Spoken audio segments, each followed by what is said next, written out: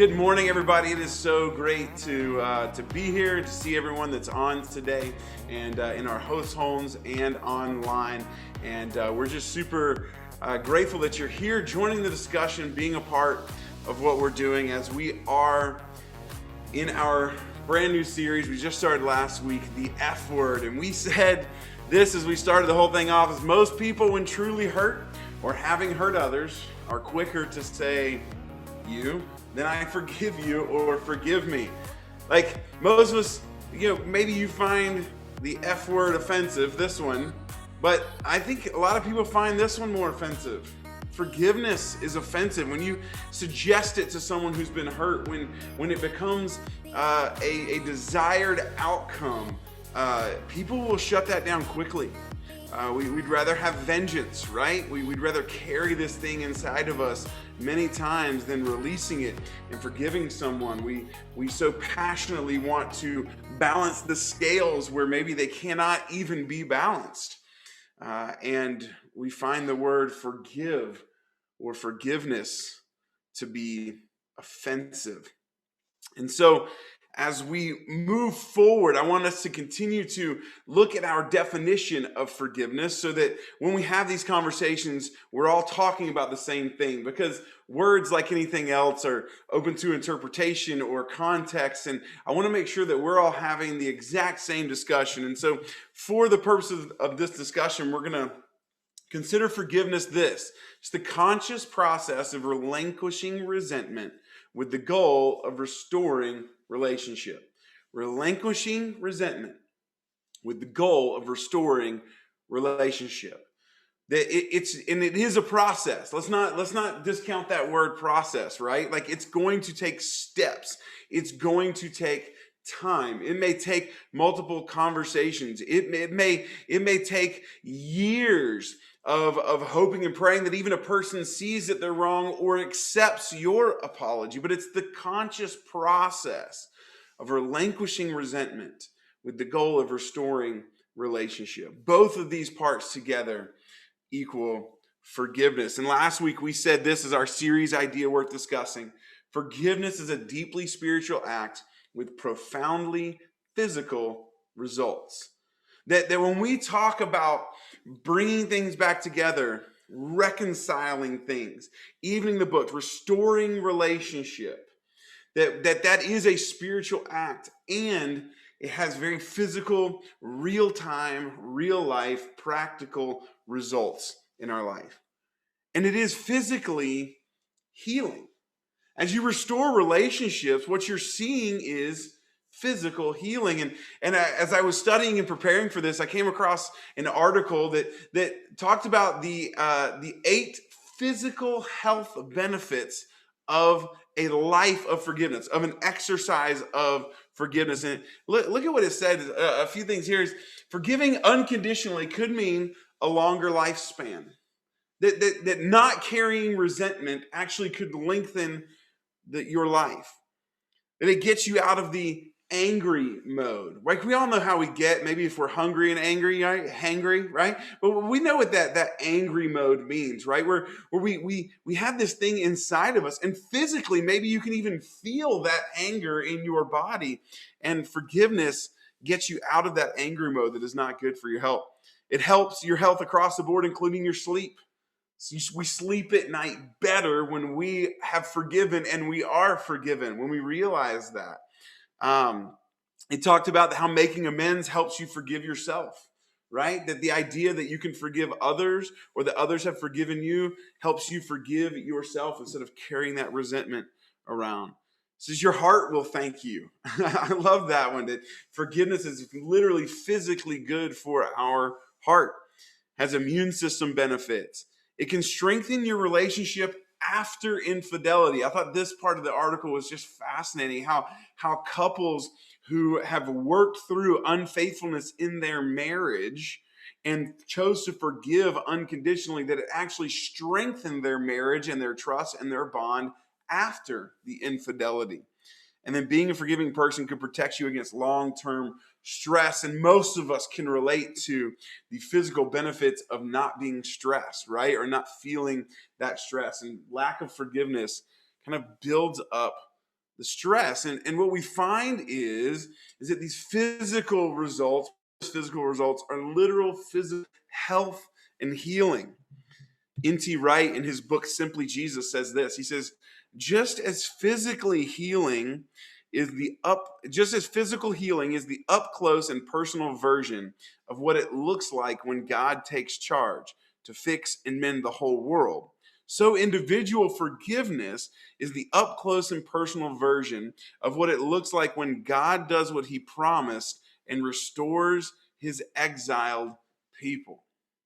This idea that literal physical and spiritual healing are this where when God's in charge, they kind of come to meet each other.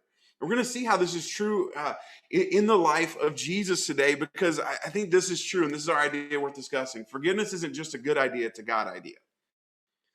That ultimately this is a spiritual act. This is that when Jesus lived it out, when Jesus taught it, when Jesus demonstrated forgiveness, that this was an incredibly divine idea and act. That it's not something that humans come up with on our own, right? Because forgiveness isn't natural. I think it's more supernatural. I think holding on to resentment, I think anger, I think feeling that pain and trying to even the scales is human. But that forgiveness is divine. Just like as we talked about last week when we were looking at apartheid and Desmond Tutu's book, No Future Without Forgiveness, he says this, he says, the president, speaking of Nelson Mandela, he says, must have believed that our work would be profoundly spiritual.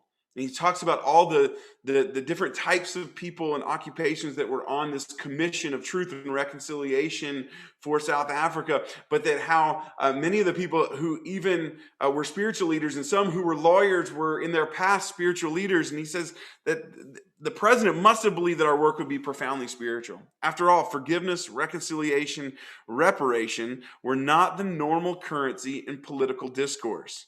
Forgiveness, confession, and reconciliation were far more at home in the religious sphere, right? That this is an otherworldly, godly thing, that this is a religious, and I don't mean religious as in some kind of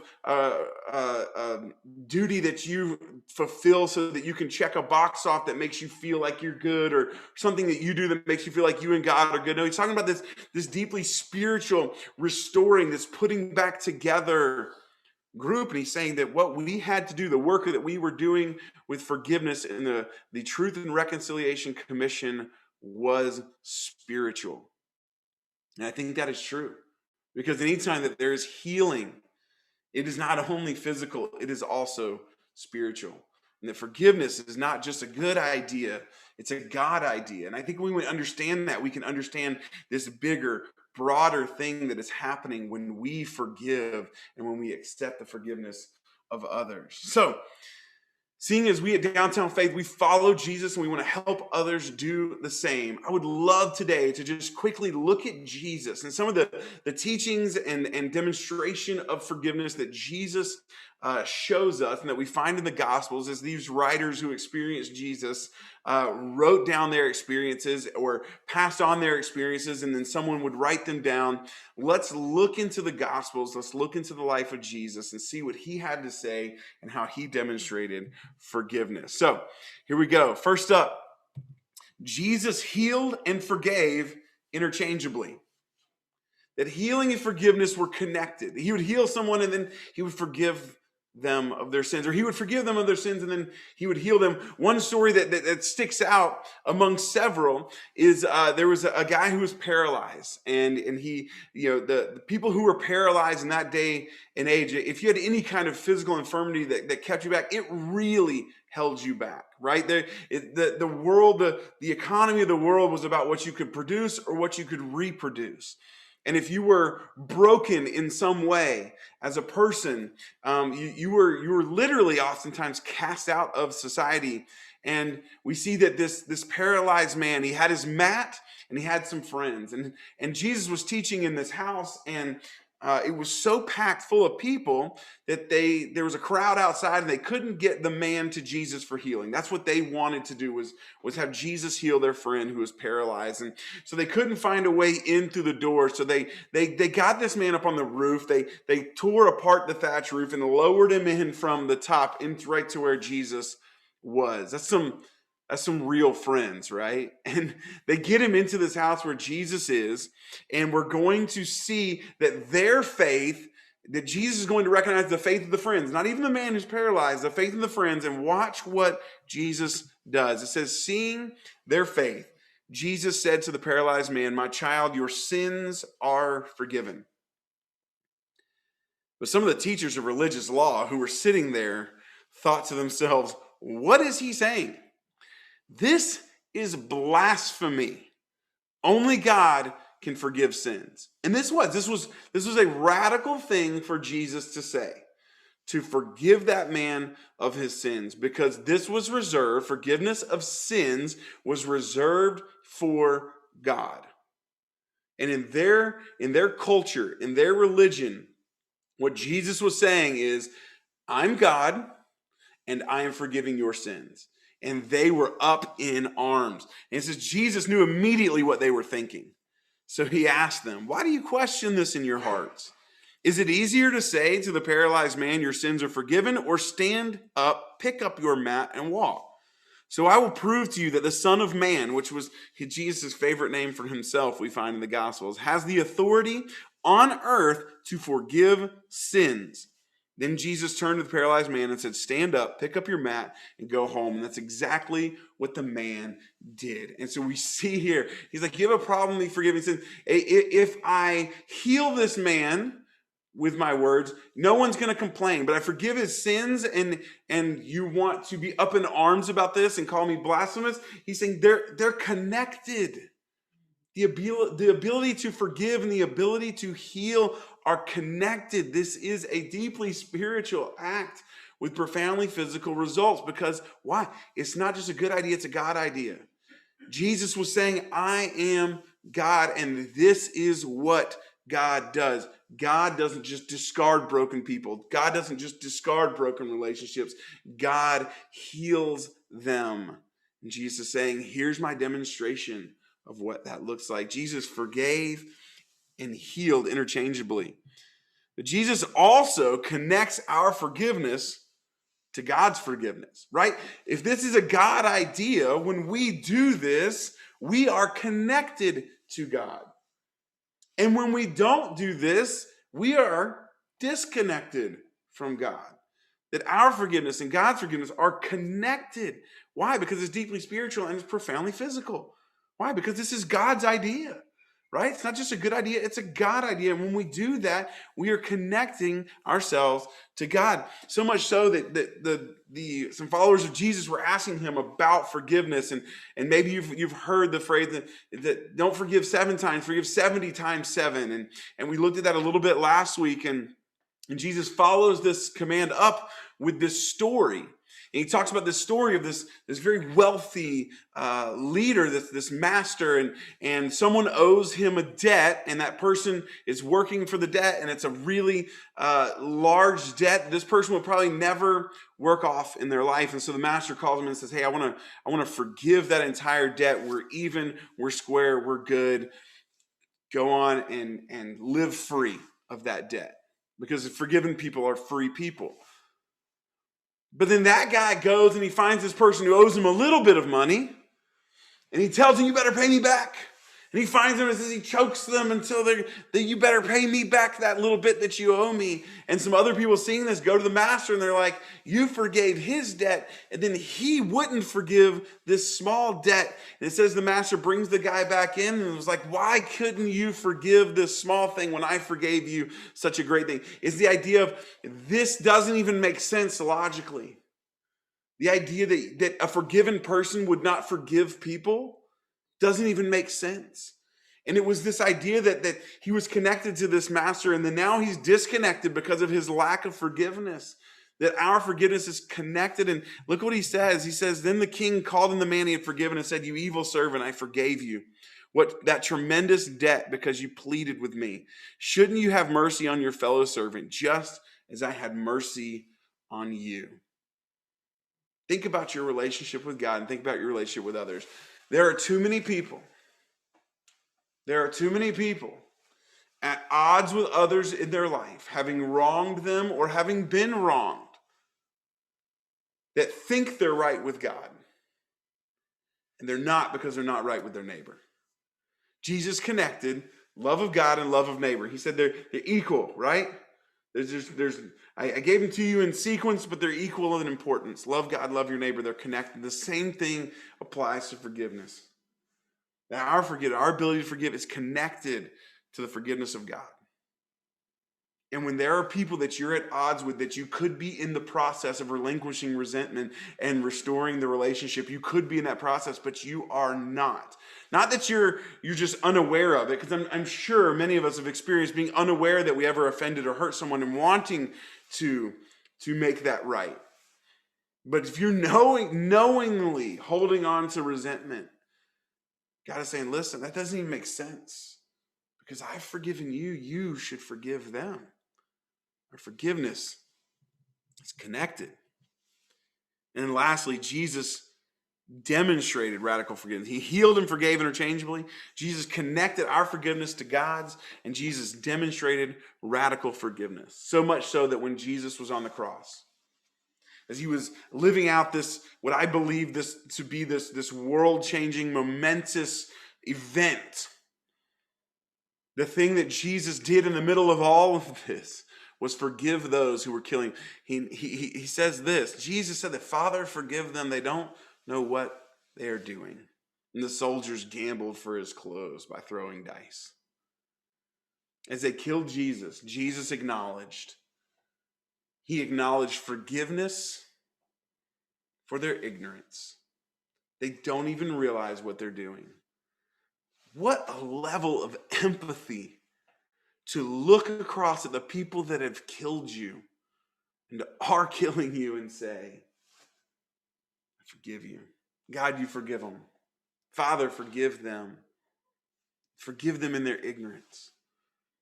What a radical way to demonstrate real forgiveness. I mean, this was unbelievable to see Jesus do this. This was otherworldly. This was something else and something new altogether. That Jesus didn't just teach about it.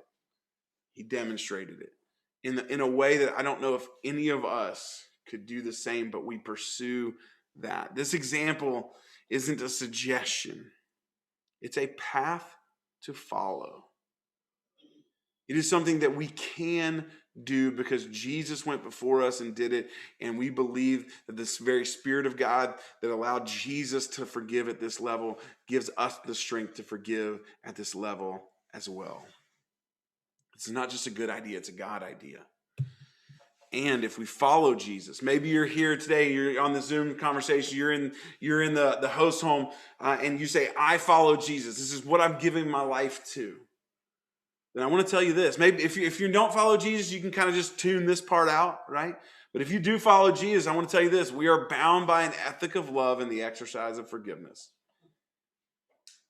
We are bound to it. If you say, I follow Jesus, then what you say is, I love, right? The question I'm asking is, how should I love? In this situation, when it comes to this person at this time, how should I love? And you're also asking the question, who can I forgive? Who can I forgive? Who can I beg forgiveness from? Who have I hurt that I need to begin that process of relinquishing resentment, either mine or theirs, and to restore a relationship? If we follow Jesus, this is what you sign up for. It's the idea of sometimes if you work for a company and you sign a contract, there's maybe a goal or a vision for that company, or there's company policies and procedures that you follow because that's what you signed on for to work for that company. It's the same thing when we follow Jesus. We are bound by an ethic of love and the exercise of forgiveness, because forgiveness isn't just a good idea, it's a God idea. And when Jesus healed and forgave interchangeably, he told the world, I am God. He lived it out, he taught it, he demonstrated it all the way to the cross. Forgiveness, it's not just good, it's God. It's divine. So while healing is this deeply spiritual act with these profoundly physical results, the reason why is because it's a God idea. And God doesn't let broken things sit. God restores them, heals them. Where is your relationship broken somewhere on earth right now, right? Who is that person?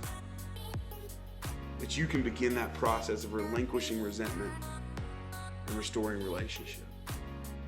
Maybe you say, listen, mine isn't physical. Mine isn't with people.